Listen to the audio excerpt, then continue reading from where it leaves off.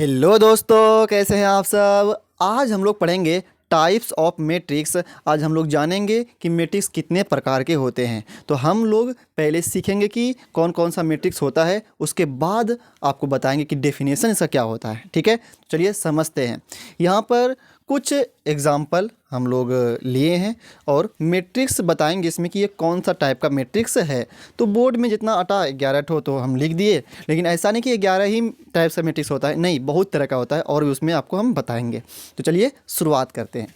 पहला है, यहाँ पे पहला लिखा हुआ है रो मैट्रिक्स। पहला का नाम क्या है? Row matrix. ठीक है, रो को हिंदी में बोलते हैं पंक्ति, पंक्ति आव्यूह बोल सकते हैं आप इसको हिंदी में। ठीक है, रो मैट्रिक्स किसको कहेंगे? ठीक है, रो मैट्रिक्स उसको कहा जाता है जिसमें सिर्फ एक ही रो हो, जिसमें सिर्फ क्या हो? एक ही रो हो, उसको कहेंगे हम लोग रो मैट्रिक्स। हम यहाँ पे लिख देते हैं लाल वाले मार्कर से, ठीक है, ताकि आपको पता चले कि रो मैट्रिक्स किसको कहा जाता है। उसके बाद हम आपको डेफिनेशन लिखाएंगे भी, लेकिन फिलहाल अभी समझिए कि रो मैट्रिक्स किसको कहेंगे। तो जिसमें सिर्फ एक ही रो हो, देखिए यहाँ पे रो एक है, 4 कॉलम है। कॉलम से हमको मतलब नहीं कितना कॉलम है, लेकिन रो एक ही होना चाहिए। मतलब यहाँ पे m का जो वैल्यू है वो अगर 1 होगा, m का मान 1 होगा, तो उसको हम लोग बोलेंगे ये रो मैट्रिक्स है। मतलब एक रो होगा तो बोलेंगे रो मैट्रिक्स। उसी तरह अगर एक ही कॉलम रहेगा, यहाँ पे देखिए n का मान 1 है, तो अगर कॉलम 1 रहेगा तो उसको बोलेंगे हम लोग कॉलम मैट्रिक्स। याद रखिए, एक रो रहेगा तो रो मैट्रिक्स कहलाएगा, एक ही कॉलम रहेगा तो वो कॉलम मैट्रिक्स कहलाएगा। एक रो रहेगा अगर जिस मैट्रिक्स में, उसको बोलेंगे हम लोग वो रो मैट्रिक्स है। एक कॉलम रहेगा जिस मैट्रिक्स में, उसको बोलेंगे हम लोग वो कॉलम मैट्रिक्स है। ठीक है, अगला 3 नंबर पर है हॉरिजॉन्टल मैट्रिक्स। अब ये क्या होता है? देखिए हॉरिजॉन्टल में देखिए क्या होता है कि इसमें 2 रो है, ठीक है, और 4 कॉलम लिए हैं। हॉरिजॉन्टल में एक खासियत ये होगा कि इसमें जो रो होगा वो कम होगा और कॉलम ज़्यादा होगा। रो क्या होगा? कम होगा, कॉलम ज़्यादा होगा। तो बताइए इसमें रो कितना है? 2 ही रो है और कॉलम 4 ठो है। 2 रो 4 कॉलम, मतलब क्या? इसमें m का जो मान आएगा वो कम होगा n से। अगर रो कम होगा, कॉलम ज़्यादा होगा, तब उसको बोलेंगे हम लोग हॉरिजॉन्टल मैट्रिक्स। मतलब रो कम होना चाहिए, इसमें 2 ही रो है, 2 ही रो है और कॉलम 4 है। तो अगर रो कम रहेगा, कॉलम ज़्यादा रहेगा, तो उसको कहा जाता है हॉरिजॉन्टल मैट्रिक्स कहा जाता है। ठीक है, अब देखिए अगला है वर्टिकल मैट्रिक्स। इसका उल्टा कर दीजिए। अब की बार क्या होगा? इसमें कॉलम ज़्यादा, कॉलम ज़्यादा, और इसमें रो क्या होगा? कम होगा। सॉरी, उल्टा बोल दिए। यहाँ पे आपकी बार रो ज़्यादा होगा, कॉलम कम होगा। रो ज़्यादा, कॉलम कम। रो ज़्यादा होगा मतलब की बार m क्या होगा? ज़्यादा होगा और कॉलम क्या होगा? कम होगा। अगर रो ज़्यादा, कॉलम कम, मतलब रो मतलब कितने ज़्यादा, कितना रो है इसमें? 1 रो, 2 रो, 3 रो, 4 रो है। तो रो इसमें ज़्यादा है, कॉलम कम है, तो इसको हम लोग बोलेंगे वर्टिकल मैट्रिक्स। फिर याद करिए, अगर एक रो रहेगा तो बोलेंगे रो मैट्रिक्स, एक कॉलम रहेगा बोलेंगे कॉलम मैट्रिक्स। अगर रो कम रहेगा और कॉलम ज़्यादा रहेगा तो उसको बोलेंगे हॉरिजॉन्टल मैट्रिक्स। अगर रो ज़्यादा रहेगा और कॉलम कम रहेगा, उसको बोलेंगे हम लोग वर्टिकल मैट्रिक्स। ठीक है, इतना समझ में आ गया? 4 मैट्रिक्स बता दिया आपको।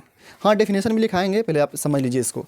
अगला रेक्टेंगुलर मैट्रिक्स क्या होता है? रेक्टेंगुलर मैट्रिक्स में क्या होगा? इसमें रो और कॉलम बराबर नहीं होता है। देखिए जिसमें रो और कॉलम बराबर ना हो, तो यहाँ पे 2 अलग है, 4 अलग है, तो ये बराबर नहीं है। 4 और 2 अलग अलग नंबर आ गया, ये बराबर नहीं है। तो अगर m बराबर n ना हो, m और n क्या हो? बराबर ना हो, तो उसको ही हम लोग बोलते हैं रेक्टेंगुलर मैट्रिक्स। क्या बोलते हैं उसको हम लोग? रेक्टेंगुलर मैट्रिक्स बोलते हैं। अगर रो कॉलम बराबर नहीं रहेगा, क्या बोलेंगे उसको हम लोग? वो है रेक्टेंगुलर मैट्रिक्स। ठीक है, चलिए अब यहाँ पे पता नहीं शायद दिख रहा है कि नहीं दिख रहा है, चमक रहा है कि हम यहाँ पे और लिख देते हैं साइड में। यहाँ पे लिखा हुआ है a बराबर 5। क्या लिखा हुआ है? a बराबर यहाँ पे 5 लिखा हुआ है। ठीक है, अब देखिए इसमें क्या होगा? a बराबर 5 एक ही एलिमेंट है, एक ही क्या है इसमें? एलिमेंट है। अगर एक एलिमेंट रहेगा, सिंगल एलिमेंट, एक मतलब क्या? सिंगल, तो इसको कहा जाएगा सिंगलटन मैट्रिक्स। क्या कहा जाएगा इसको? सिंगलटन मैट्रिक्स कहा जाता है।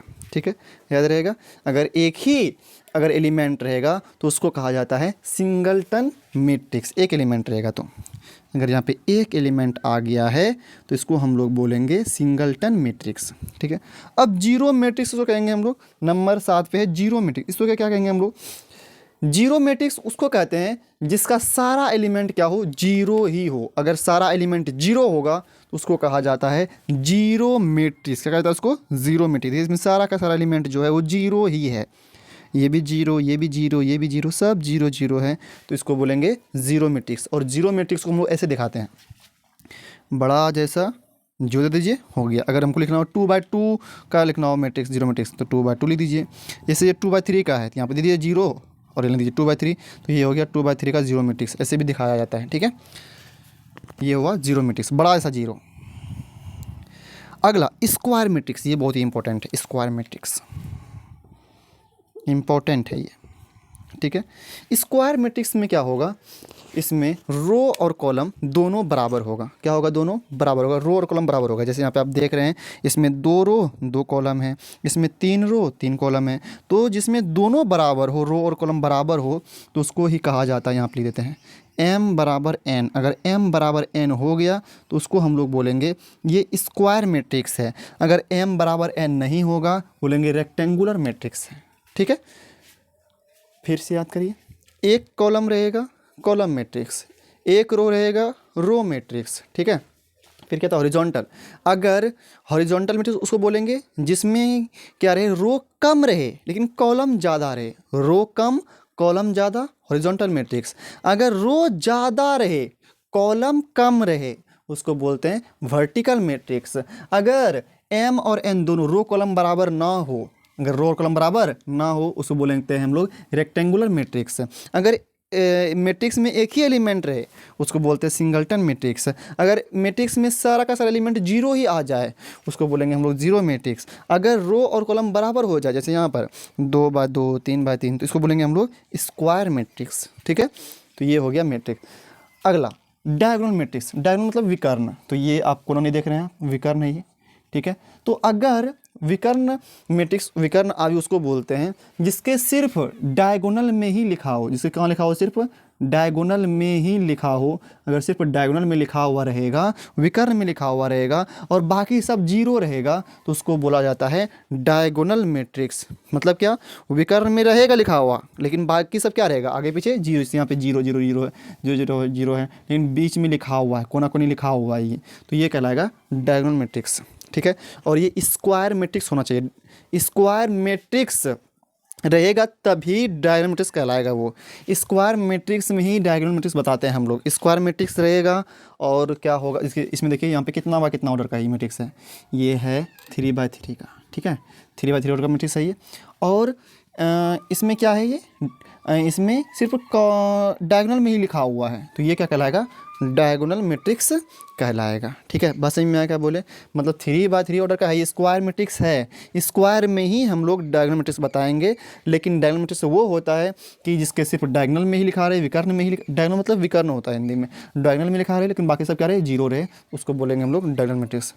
लेकिन अगर डायगोनल में सारा का सारा एलिमेंट उनके सेम हो जाए, क्या हो जाए, सेम हो जाए, तब उसको हम लोग बोलते हैं स्केलर मैट्रिक्स। क्या बोलते हैं उसको हम लोग? Scalar matrix. याद रहेगा, अगर मैट्रिक्स डायगोनल मैट्रिक्स है, वो मतलब डायगोनल में लिखा हुआ डायगोनल मैट्रिक्स है ये, लेकिन डायगोनल में भी सारा का सारा एलिमेंट सेम है, 4 4 4 3 3 3 2 2 2, अगर ऐसा आ जाए तब उसको हम लोग बोलते हैं स्केलर मैट्रिक्स। क्या बोलते हैं उसको हम लोग? Scalar matrix. लेकिन अगर एक आ जाए, डायगोनल में एक आ जाए, एक एक एक एक एक एक डायगोनल में एक एक आ जाए, तो उसको बोलते हैं हम लोग यूनिट मैट्रिक्स। क्या बोलते हैं उसको हम लोग? Unit matrix. तो ये सब मैट्रिक्स का टाइप था। ठीक है, आपको हम बताए, लेकिन अभी तो सिर्फ आपको एग्जांपल समझाएं, अब आपको हम डेफिनेशन भी लिखा करके बताएंगे। एक बार फिर से याद कर लिया जाए, एक रो रहेगा रो मैट्रिक्स, एक कॉलम रहेगा कॉलम मैट्रिक्स। अगर रो कम रहेगा और कॉलम ज़्यादा रहेगा तो हॉरिजॉन्टल मैट्रिक्स। अगर रो ज़्यादा रहे और कॉलम जो है वो कम रहे, तब उसको हम लोग वर्टिकल मैट्रिक्स कहते हैं। ठीक है, अब उसके बाद बताए आपको हम रेक्टेंगुलर मैट्रिक्स। इसमें क्या होता है, रो और कॉलम बराबर नहीं होता है, तो उसको बोलेंगे हम रेक्टेंगुलर मैट्रिक्स। अब उसके बाद बताए फिर सिंगलटन मैट्रिक्स। उसमें अगर एक ही एलिमेंट आ जाए, ऐसा मैट्रिक्स जिसमें एक ही एलिमेंट रहे, उसको हम लोग बोलते हैं सिंगलटन मैट्रिक्स। ठीक है, उसके बाद बताए आपको जीरो मैट्रिक्स। अगर सारा का सारा एलिमेंट अगर जीरो आ जाए तो उसको बोलेंगे हम लोग जीरो मैट्रिक्स। अगर वैसा मैट्रिक्स जिसमें रो और कॉलम दोनों बराबर हो जाए तो वो कहलाता है स्क्वायर मैट्रिक्स। ठीक है, लेकिन अगर स्क्वायर मैट्रिक्स में डायगोनल को छोड़ करके, विकर्ण को छोड़ करके सारा का सारा एलिमेंट जीरो हो, स्क्वायर मैट्रिक्स में डायगोनल को छोड़ करके सारा का सारा एलिमेंट क्या हो, जीरो हो, तो उसको बोला जाता है डायगोनल मैट्रिक्स। लेकिन अगर डायगोनल मैट्रिक्स में सारा का सारा एलिमेंट सेम सेम आ जाए, जैसे 4 4 4 आ जाए, 3 3 3 आ जाए, 2 2 आ जाए, तो उसको बोलेंगे हम लोग स्केलर मैट्रिक्स। अगर डायगोनल मैट्रिक्स में सारा का सारा एलिमेंट जो हो वो एक एक हो, यूनिट हो, मतलब इकाई एक हो, तब उसको बोला जाता है यूनिट मैट्रिक्स। बात समझ में आया। अगर डायगोनल मैट्रिक्स में क्या हो जाए, वो एलिमेंट जो डायगोनल का था, विकर्ण का था, वो अगर एक एक हो जाए तो उसको क्या बोलते हैं हम लोग, यूनिट मैट्रिक्स बोलते हैं। ठीक है, तो चलिए आपको हम डेफिनेशन लिख करके बताते हैं।